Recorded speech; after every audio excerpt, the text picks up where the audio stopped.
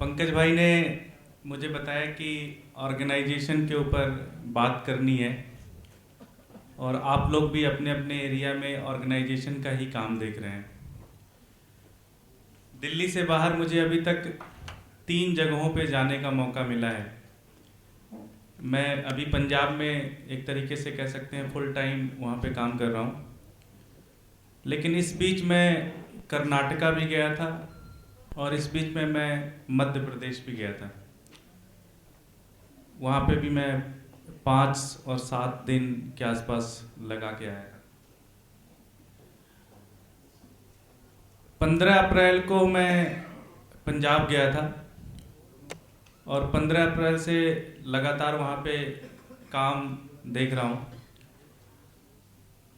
सच बताऊँ तो इससे पहले मैं कभी पंजाब नहीं गया था और मेरा जो भी पंजाब को लेकर समझ थी, जो भी एक्सपीरियंस था, वो टीवी के माध्यम से था और जो मेरे सिख पंजाबी दोस्त हैं उनकी फीडबैक के आधार पे था।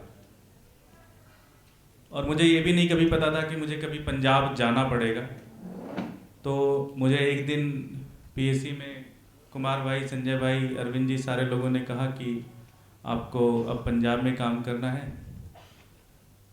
तो सबसे ज़्यादा ज़रूरी ये था कि मेरे लिए मैं जानूं कि पंजाब है क्या, पंजाब की सिचुएशन क्या है। जैसा कि आप लोग मानते हैं कि पंजाब एक बहुत ही डेवलप, बहुत ही आप कह सकते हैं भारत में सबसे नंबर 1 के राज्यों में है, ऐसी ही कुछ कुछ बातें मेरे भी दिमाग में थी और उन्हीं सारी चीज़ों के आधार पर मैं वहाँ पे पहुँचा।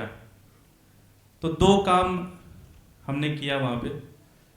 सबसे पहला काम ये तो किया कि हम वहाँ पे लोगों से बातचीत करना हमने स्टार्ट किया और कोशिश ये की कि हर इलाके में जो मेजर एरियाज़ हैं वहाँ पे जाके लोगों से फीडबैक लिया जाए कि उनके दिमाग में आम आदमी पार्टी का इम्प्रेशन क्या है। क्योंकि मेरा अपना ही मानना है कि ऑर्गेनाइजेशन आप बहुत अच्छा स्ट्रांग बना सकते हो, लेकिन सिर्फ ऑर्गेनाइजेशन से आप चुनाव नहीं जीतोगे। चुनाव आप तभी जीतोगे जब तक वहाँ की जनता चुनाव जीतना चाहती। जैसे मैं अभी आभास चंदेला है यहाँ पे, तो गोवा के ऊपर बातचीत कर रहा था, तो कहते हैं यार गोवा में समझ में नहीं आ रहा है कि मुद्दा क्या करे, क्योंकि सबकी बेसिक चीज़ें पूरी हैं। करप्शन भी कोई बहुत रैम्पट नहीं है, कुछ इस तरह की जो भी थी। तो सबसे पहली चीज़ तो ये थी कि आम आदमी पार्टी को लेकर जनता में क्या फीडबैक है, और दूसरा ये था कि पार्टी का ऑर्गेनाइजेशन की क्या स्थिति है। मैं लगभग 49 दिन तक वहाँ पे था पंजाब में और इस दौरान लगभग मैं 9,000 वॉलंटियर से 1-to-1 बातचीत की।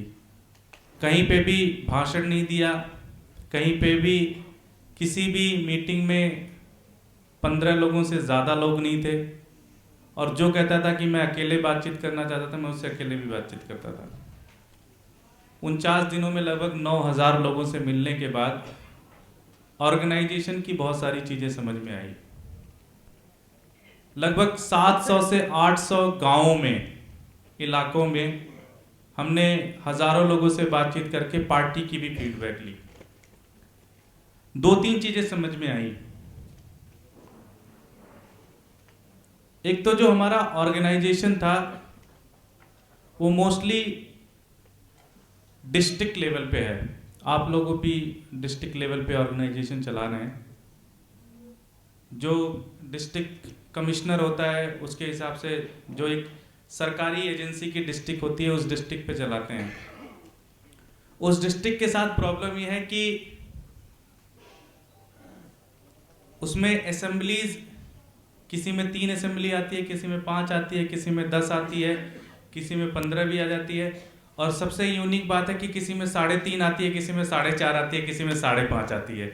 तो एक डिस्ट्रिक्ट इंचार्ज है और वो 3.5 असेंबली देख रहा है, एक डिस्ट्रिक्ट इंचार्ज है जो 6.5 असेंबली देख रहा है, और कई कहीं पे तो ऐसा है कि एक असेंबली 3-3 डिस्ट्रिक्ट में आती है। तो फिर उसका कोऑर्डिनेटर कैसे बनाओगे, उसका रिपोर्ट कैसे बनाओगे, उसका सिस्टम कैसे बनाओगे। तो ये एक मेजर प्रॉब्लम थी। दूसरा, जैसे मैं एक स्टेट में गया और मैंने उनसे पूछा कि पिछले 8 महीने में कौन कौन से कैंपेन आपने किए, तो ये पता चला कि कोई स्टेट लेवल का कैंपेन नहीं किया। कैंपेन किया तो अपने इलाके का कर लिया, कहीं कोई प्रॉब्लम हो गई तो डिस्ट्रिक्ट पे चले गए, धरना दे दिया, कुछ इसी तरह का कैंपेन किया कि लेकिन कोई स्टेट का कैंपेन नहीं किया।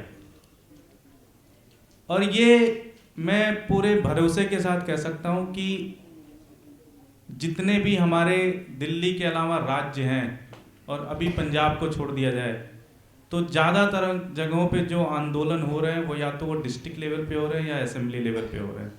वो अभी तक स्टेट लेवल पे आंदोलन नहीं हो रहे हैं।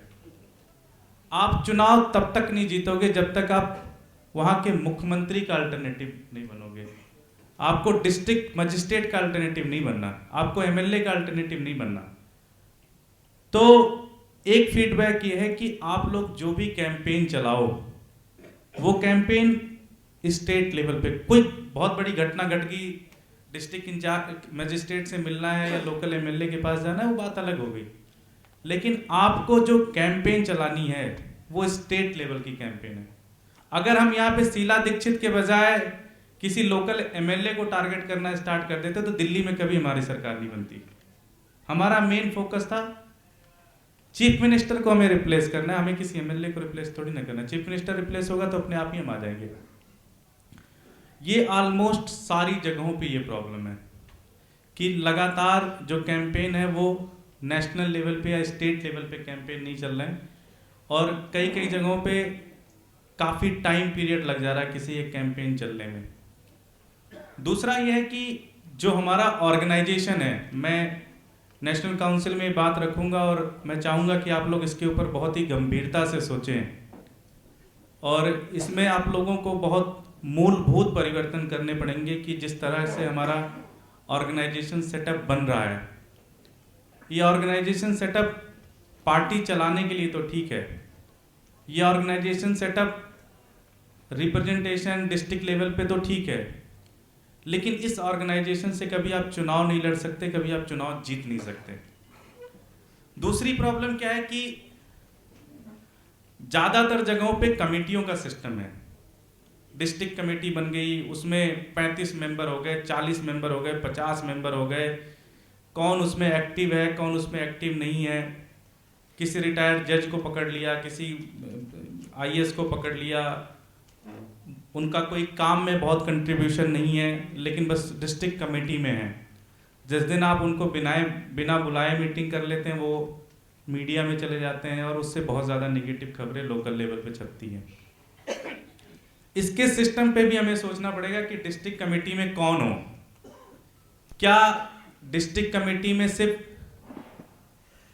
कुछ लोग इसलिए हो कि उससे पार्टी की शोभा बढ़ती है, या डिस्ट्रिक्ट कमेटी में सिर्फ वही लोग हों जो पार्टी के वॉलंटियर हों, जो काम करना जानते हैं। पार्टी चलाने का ऑर्गेनाइजेशन बिल्कुल डिफरेंट तरीके का होता है, लेकिन चुनाव जीतने का ऑर्गेनाइजेशन बिल्कुल डिफरेंट तरीके का होता है। उसमें आपको पता होना चाहिए कि अगर इस बूथ पे बूथ इंचार्ज नहीं लगा तो किसका गला पकड़ना है। आप बिना कमेटी 18 लोगों की कमेटी में किसका गला पकड़ोगे, कभी गला नहीं पकड़ पाओगे। तो इसके ऊपर बहुत सीरियसली विचार करने की ज़रूरत है। दूसरा, पंजाब में हमने जो चेंज किया कि हमने 13 लोकसभा है वहाँ पे, तो लोकसभा के ऊपर एक एक साथी की जिम्मेदारी लगाई। चूँकि पंजाब हमारे लिए बहुत ज़्यादा ज़रूरी है और अगले 1 साल 1.5 साल में ही चुनाव लड़ने हैं, और किसी भी हालत में हम कोई नेगेटिव न्यूज़ वहाँ से नहीं सुन सकते। दूसरी चीज़ मुझे जो एक बेहतरीन चीज़ लगी कि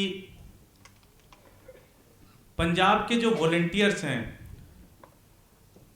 उनमें बहुत ज़्यादा एनर्जी है, और वो एनर्जी ऐसी है कि कभी कभी आप अगर उनकी बात ना सुनो तो एनर्जी आपकी तरफ भी डाइवर्ट हो जाती है तो मेरा मतलब आप समझ गए होंगे। तो बहुत ज़्यादा ज़रूरी ये था कि उनको कुछ एक्सपीरियंस हैंड्स उनको थोड़ा सा हैंडल करके धीरे धीरे धीरे धीरे नर्चर करके 5-6 महीने 8 महीने में इस पोजीशन पे ला दें कि वो उस चीज़ को समझना स्टार्ट कर दें।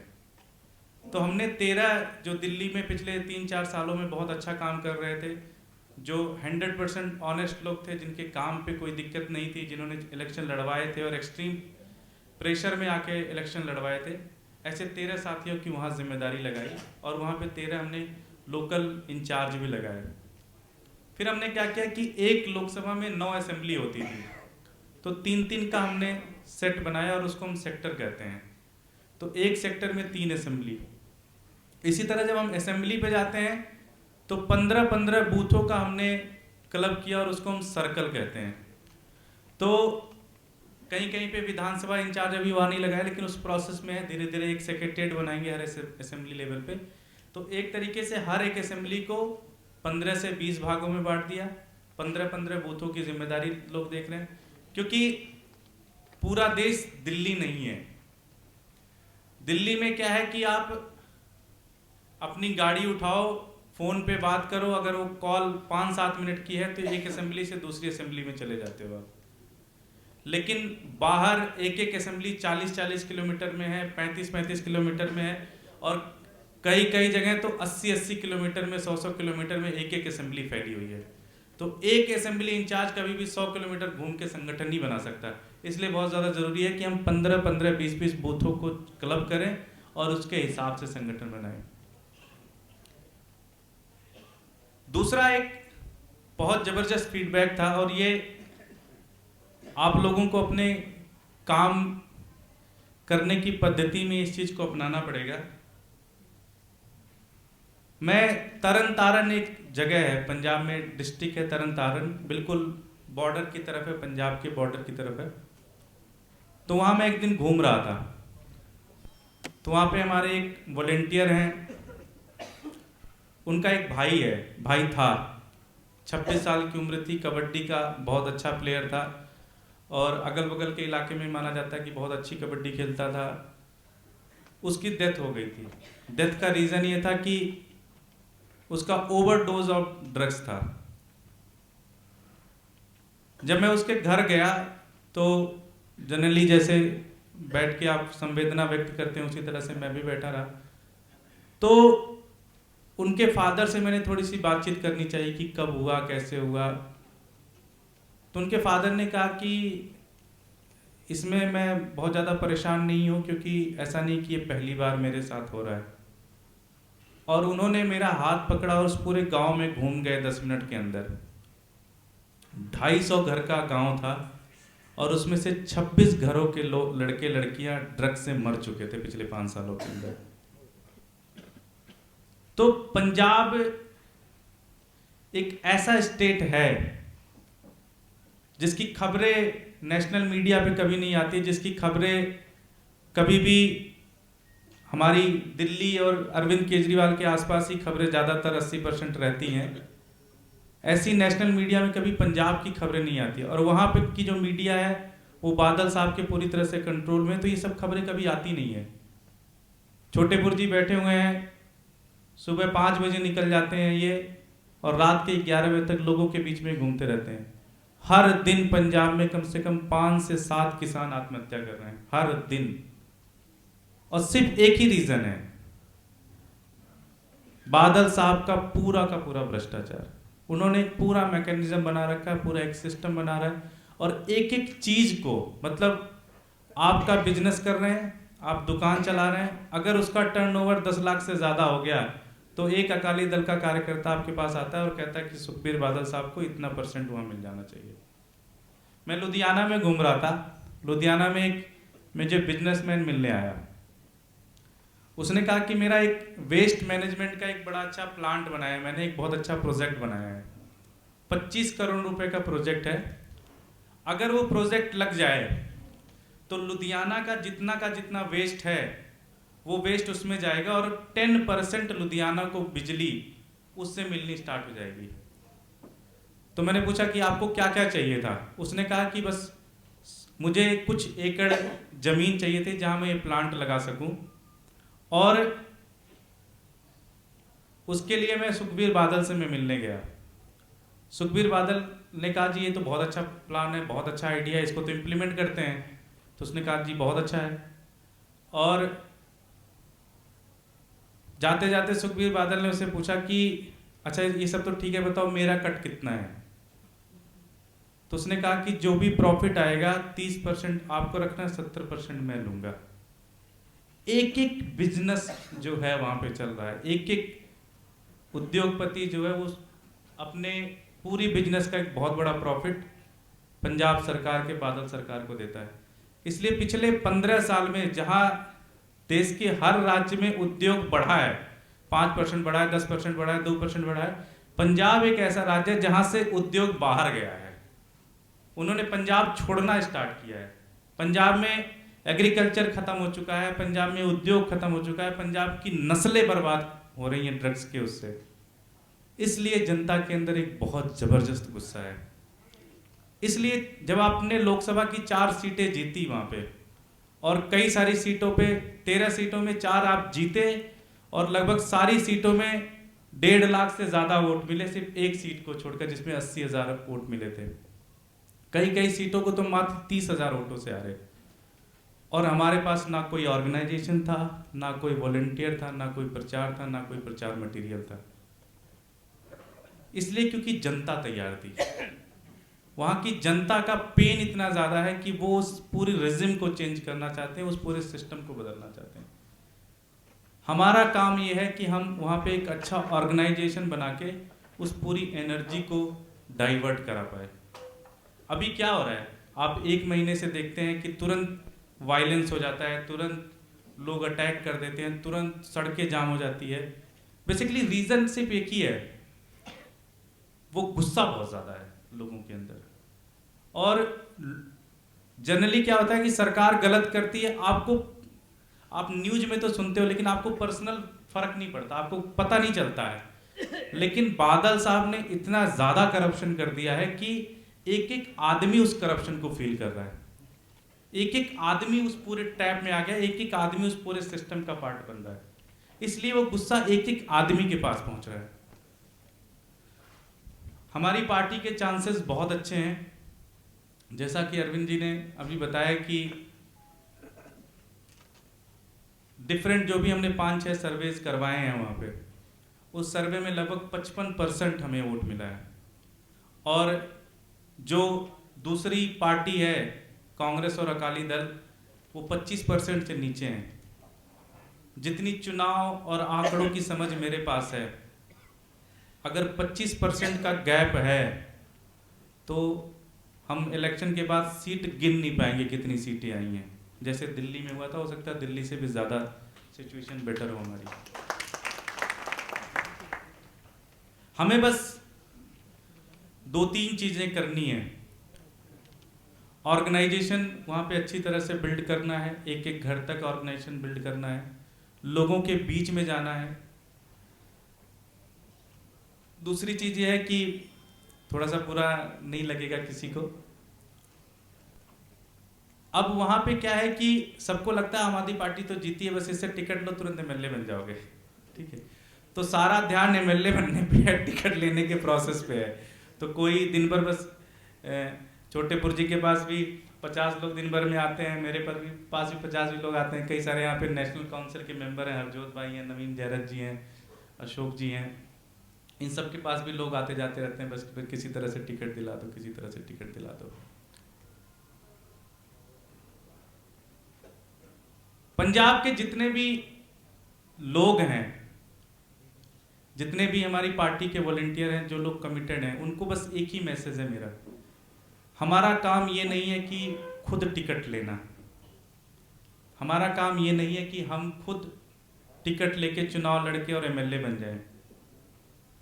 हमारा काम ये है कि हम अपने इलाके में अच्छे लोगों को ढूंढें और उनको ये टिकट दें और वो चुनाव लड़के जाके विधानसभा के अंदर सारी चीजें चेंज करें।